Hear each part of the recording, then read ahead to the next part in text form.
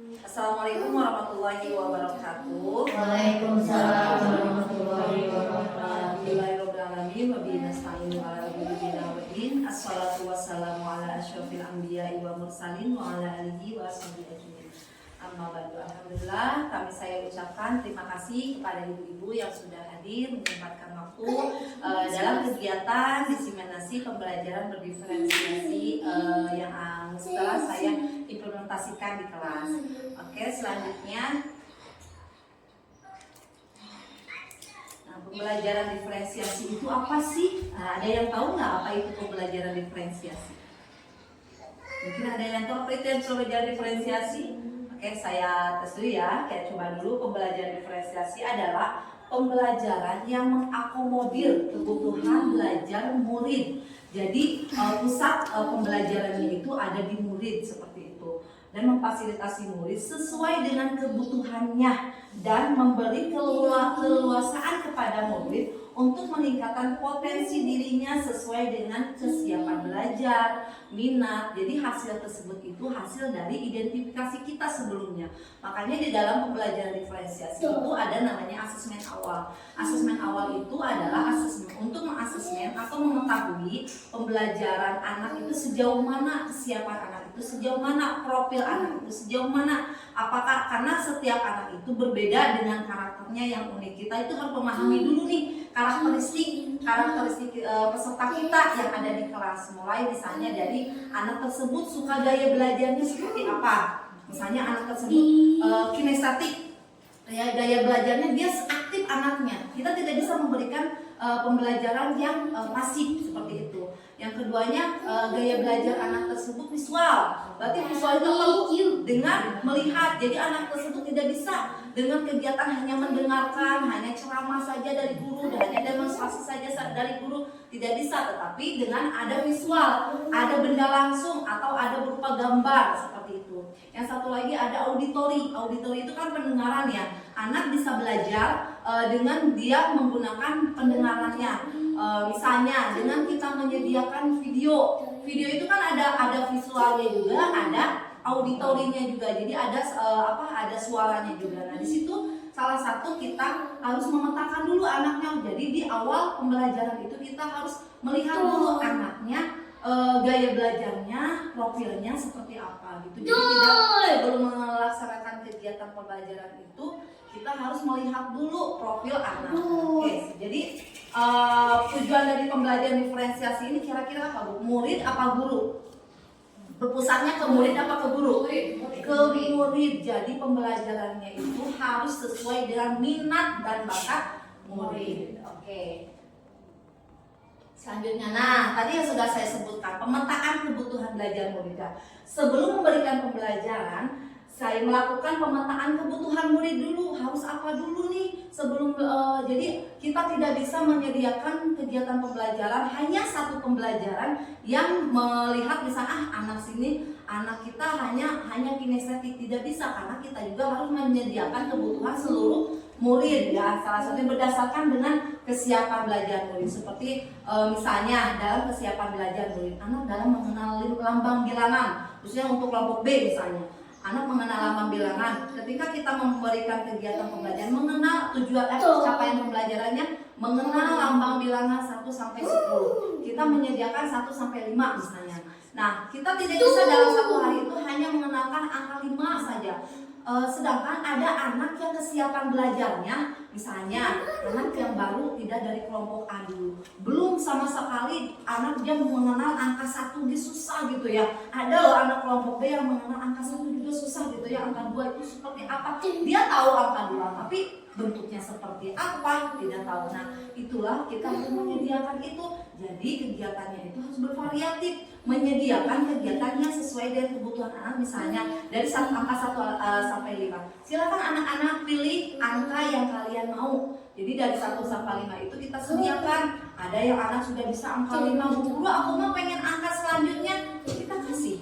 Jadi sesuai dengan apa tadi? Sesuai dengan kesiapan belajar. Jadi kesiapan belajar itu tingkat tahap perkembangan anak.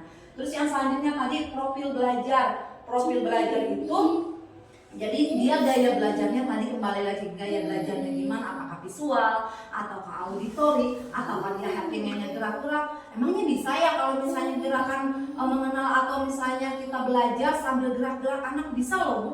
Misalnya dengan permainan, kalau yang saya terapkan misalnya anak tersebut ketika dia mengenal angka tidak hanya melihat gambar saja, tapi misalnya dengan lari bisa kan ya memindahkan angka, atau yuk anak-anak cari huruf yang disebutkan, misalnya huruf A, cari anak-anak sambil lari. Itu kinestetik tidak Bu?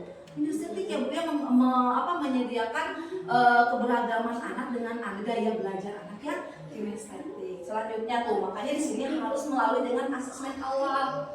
Ada yang anak nggak bisa diem, perkiraan, kita hanya memperkirakan, anak ini kayaknya gaya belajarnya gini nih, kita catat dulu. Nanti setelah diobservasi, kita menerapkan pembelajaran yang lain.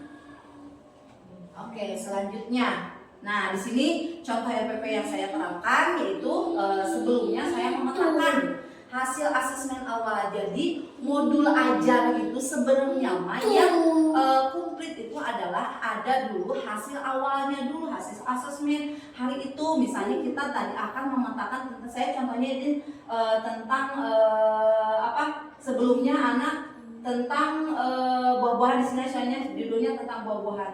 Nah di sini saya memetakan dulu dari dia melihat video, apakah anak tertarik melihat video. Ternyata ketika lihat videonya anaknya lari-lari, berarti dia tidak tertarik sama melihat video. Oke, setelah melihat video nanti kita harus menyediakan juga ada gambarnya. Makanya sebelumnya kita harus meminimalisir kegiatan apa untuk anak yang ada tiga pemetaan itu, ada yang visualnya. Jadi setelah video, jadi jangan hanya video aja yang disediakan, ada gambarnya juga. Ada gambarnya juga, atau berupa bendanya langsung. Misalnya kita langsung jalan ke tempat kayak kemarin saya itu ke tempat sayur. Jadi anak melihat secara langsung. Dengan anak yang kinestetik, anak kan secara berjalan dulu tuh ke warung sayurnya. Nah, itu kan menghabiskan energi anak. Nah itu energi kinestetik dia akan terpenuhi juga gitu. Itu salah satunya kita memetakan hasil belajar anak. Jadi di modul ajar itu yang seharusnya seperti itu. Selanjutnya, tuh di sini juga ada sama dengan pemetaan kebutuhan belajar. Nah, setelah itu kita bikin membuat asesmennya, hasil asesmennya dipetakan. Kira-kira anak ini masuknya ke visual. Ini salah satu contoh ya, contoh untuk memetakan anak dalam kegiatan, memetakan sesuai dengan profil belajar mereka. Ada yang visual, ada yang auditory, ada yang kinestetik. Jadi kita mengetahui jarak seperti itu. Oke, selanjutnya. Nah, tadi ada kita belajar ke diferensiasi. Diferensiasi itu kan ada 3 ya Bu ya. Diferensiasi konten, proses, dan produk. Tapi dalam satu hari itu kita tidak usah semuanya harus full. Semua ini konten harus ada, proses harus ada, produk tidak Bu. Jadi mau produk aja boleh, mau berupa prosesnya aja boleh, atau berupa kontennya aja boleh. Yang saya terapkan di sini 3. Saya coba 3 karena salah satunya nih konten. Contohnya menyediakan gambar macam-macam buah. Nah ini untuk anak yang visual atau auditory atau kinestetik Bu. Laki di sini.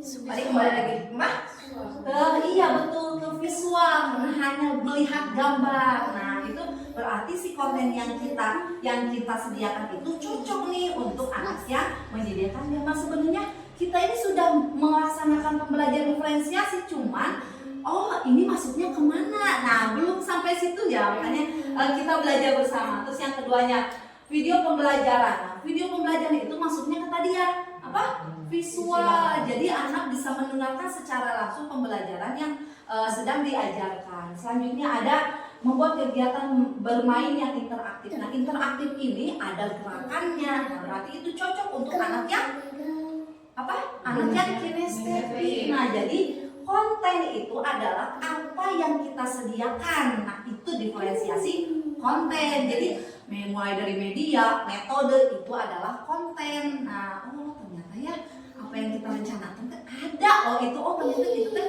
pembelajaran diferensiasi loh. Nah selanjutnya proses. Apa sih prosesnya? Nah prosesnya itu adalah anak melakukan secara langsung. Tetapi perlakuan secara langsung ini tidak dijudge oleh guru. Anak-anak sekarang belajarnya ini ya harus gini ya, contoh pakai krayon ya, harus pakai ini ya. Nah, itu namanya diktator ya Bu ya. Bukan diferensiasi. Proses itu prosesnya harus sesuai dengan minat anaknya. Jadi contohnya nih, menceritakan gambar buah yang disukainya. Makanya kayak misalnya kenapa kok yang disukainya, karena kan setiap anak tidak suka dengan beberapa. Kalau misalnya kita ambil topiknya satu, misalnya pisang misalnya, topiknya satu. Jadi di situnya kira-kira prosesnya gimana coba? Prosesnya anak boleh menceritakan, misalnya bukan hanya menceritakan, jadi anak menceritakan hasil dari buah pisangnya. Apakah pisang itu dijadikan apa? Misalnya jadikan pisang goreng kah? Atau keripik? Itu kan salah satu proses. Anak menceritakan olahan pisang. Kan olahan itu kan banyak. Ada. Jadi bukan hanya, oh berarti kalau dalam satu hari itu harus bermacam-macam ya kegiatannya. Tidak. Boleh satu topik, cuman si prosesnya itu bagaimana anak membuat topiknya itu menjadi bermacam-macam gitu. Jadi, oh kira-kira dari satu benda ini bisa jadi apa ya anak-anak? Oh Bu Guru bisa jadi keripik, bisa jadi ini, bisa jadi. Nah, itu proses bukan Bu? Anak menceritakan proses loh. Proses pisang ini akan menjadi apa, itu jadi proses juga. Nah, itu namanya diferensiasi proses. Selanjutnya produk itu adanya namanya hasil ya. Hasil karya bisa, hasil berupa visual bisa, hasil berupa gerakan bisa nggak Bu? Bisa. Misalnya ada anak yang nggak suka gambar. Ada kegiatan hari ini anak-anak menggambar ya. Dulu aku mah nggak suka menggambar, pengennya apa? Aku mah pengen melukis, itu menggambar juga bukan? Ngegambar sebenarnya Bu. Jadi hasilnya mungkin ada anak yang satu menggambarnya pakai krayon, ada yang satu lagi pakai melukis, pakai kuas. Pasti setiap anak pasti beda hasilnya. Ada lagi, jadi kita menjadikan medianya misalnya di sini ada contoh macam-macam buah-buahan. Berarti buah-buahannya berarti macam-macam. Anak milih gambar. Nah, salah satu itu kegiatan diferensiasi juga. Kan nanti hasilnya berbeda. Ada yang mewarnain apel, ada yang mewarnai jeruk, ada yang mewarnai itu kan buah-buahan misalnya. Buah-buahan itu mah bermacam-macam, buah dengan sayuran. Ada yang mewarnai sayuran brokoli, ada itu kan berarti pilihan anak. Kayak misalnya mau ada tentang topik tadi pisang. Nah hasilnya juga bisa buku diferensiasi. Misalnya anak-anak kita akan mengadakan kegiatan mengenal pisang. Yuk kegiatannya kita akan mencap nih pakai alat apa tadi yang sudah anak-anak lihat, pelepah pisang. Kira-kira cap ini mau jadi apa ya? Aku mau dibikin bunga, si cap teh dibikin bunga. Ada anak teh, Bu Guru aku mah mau bebas aja. Ada mengucap, kan itu hasilnya berbeda. Itu salah satu diferensiasi produk karena si hasilnya itu pasti berbeda-beda. Asal media yang kita sediakan bervariasi gitu Bu, jangan hanya satu gitu. Misalnya ada Bu Guru aku mau pengen pelepah pisangnya pengen dilukis, misalnya dilukis aja pakai pelepah pisang gitu, jadi bukan dicat, boleh karena emang produknya pasti nanti akan berbeda gitu ya Bu ya. Oke, paham sampai situ? Ada yang mau nanya? Nah, di sini ada salah satu contoh-contoh diferensiasi, nanti kita bahas lagi. Jadi mulai dari tujuan itu sudah paham lah ibu-ibu yang bikin RPP itu. Jadi ternyata kegiatan diferensiasi itu adalah kegiatan yang bervariasi yang bisa digunakan oleh anak dan anak itu menjadi sesuai dengan kebutuhannya. Gitu ya Bu. Oke, cukup sekian dari saya. Terima kasih. Ada yang mau bertanya? Cukup. Cukup. Oke, terima kasih.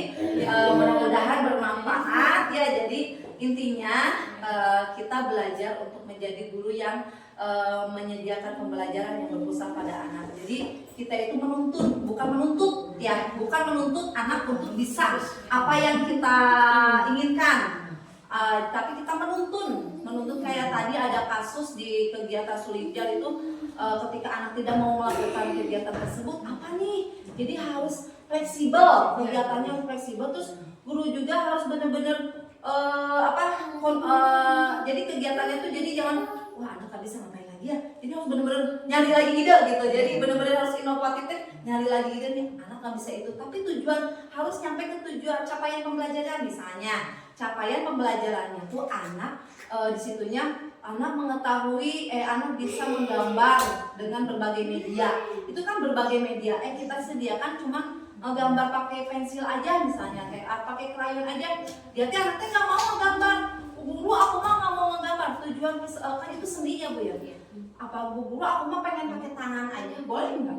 Boleh. Pakai tangan dilukis. Aku mah pengen dilukis aja, boleh. Karena capaian tujuan pembelajaran juga kan di situnya anak dapat menggambar sesuai kreasinya. Ya, oke, terima kasih. Sekarang saya mau nanya nih, apa umpan balik dari apa yang saya sampaikan? Mungkin Ibu Risna. Umpan baliknya dari penjelasan barusan, membuka atau menambah wawasan ya, apa yang diutarakan tadi tentang pembelajaran diferensiasi gitu. Jadi menjadi lebih paham, menguatkan kembali ya. Sebenarnya pembelajaran itu sudah ada, sudah diterapkan, cuman kita tuh kadang bingung ya, ini tuh gimana ya, ini diferensiasi bukan sih gitu kan ya, mungkin gitu. Oke, terima kasih Bu Risna. Jadi mudah-mudahan ya nanti kedepannya kita sama-sama membuat kegiatan pembelajaran yang berguna pada peserta. Oke, terima kasih, cukup dari saya. Mudah-mudahan bermanfaat. Assalamualaikum warahmatullahi wabarakatuh.